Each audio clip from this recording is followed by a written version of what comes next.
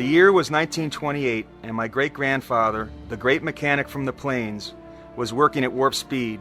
That year, the acquisition of Dodge Brothers made the Chrysler Corporation the third largest automobile company in North America. It was also the debut of the Plymouth automobile, the opening of the Chrysler Engineering Building, and the introduction of the DeSoto automobile, which established a first-year production record that lasted almost 30 years. To top it off, in October 1928, Walter P. Chrysler announced that he would create in New York City the Chrysler Building, which when completed in 1930 briefly became the tallest building in the world at 1,046 feet. Its purpose was as complex as its design. It was a celebration of his business success, a tribute to the auto industry, a jolt of architectural and business energy for the languishing east side of New York City, and a personal legacy and incentive for his sons, Walter Jr. and Jack. Walter P. Chrysler and his architect, William Van Allen, designed a building that would pay tribute to the technology of the age. Walter P. Chrysler was always a hands-on craftsman, and like the soon-to-be-designed iconoclastic Airflow with its Art Deco highlights, Walter P. Chrysler never shied away from innovation and the alchemical mix of technology and beauty. Universally admired by contemporary architects and often lauded as the finest example of Art Deco architecture in the world, the Chrysler building design was a daring break from architectural tradition, synthesizing ancient traditions with modern artistic insights. Contracted to build the tallest building in the world, Van Allen quickly found himself in a competition between the Empire State Building and the Manhattan Bank, later to become the Trump Building. The rivalry was so fierce that Walter P. Chrysler and Van Allen worked in secret on the design and construction of the 180-foot spire that would be raised from an elevator shaft at the last minute to assure its winning height. Bands of colored brickwork give the illusion of pillars. 8 polished steel eagle heads perch like giant hood ornaments on the corner points of the 61st floor, and winged gargoyles flow upward and majestically to the crown's triangular windows, stacked and fanned out like magic fish scales glinting in the sun. The interior exuded inspiration.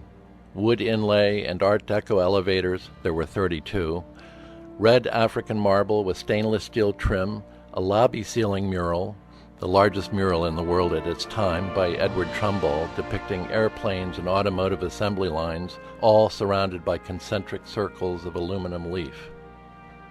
The engineering aspects of the building were dynamic. Convection radiators controlled independently by tenants of each office, a sophisticated ventilating system, 6 cubic tons of air per hour, along with massive air conditioning units, a private water treatment plant, centralized vacuum systems on all levels, and its own waste treatment center, speak to the building's breathtaking accomplishments. No expense was spared for luxury, utility, and safety. The 66th to the 68th floors were known as the Cloud Club.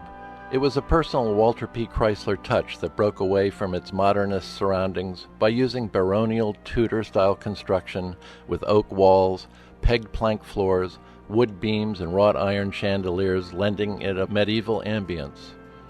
A cloud mural across the vaulted ceiling gave the illusion of open sky, and a large etched glass frieze of autoworkers paid homage to Walter P. Chrysler's working man's roots and to the lifeblood of the Chrysler Corporation. In response to its era, it was Prohibition. The Cloud Club was also a speakeasy available to its private members, complete with secret hieroglyphic-coated lockers to stash away their favorite hooch. It was Walter P. Chrysler who implemented the building's crowning achievement. He insisted that Van Allen drop the original plans for a bowler-shaped dome and instead adopt his idea for something more inspiring.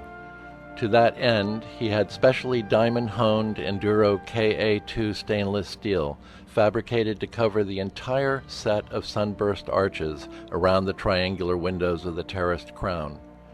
It continues to shine so intensely that it can be seen for miles by ships at sea. Walter P. Chrysler's aesthetic genius was a rare alloy forged out of the machinist's demands for precision and an eye for revolutionary aesthetics. From automotive engineering and design to the glistening spire atop the Chrysler Building, Walter P. Chrysler always transcended the status quo. Turn the ignition key to the Chrysler 300C, and a spark will arc from Walter P. Chrysler's 1924 Chrysler 6 to the new best-in-class V6. Study the advanced technology of the dash of today's Chrysler and know that it is pure Chrysler legacy, born out of visionary design and an innate sense of style.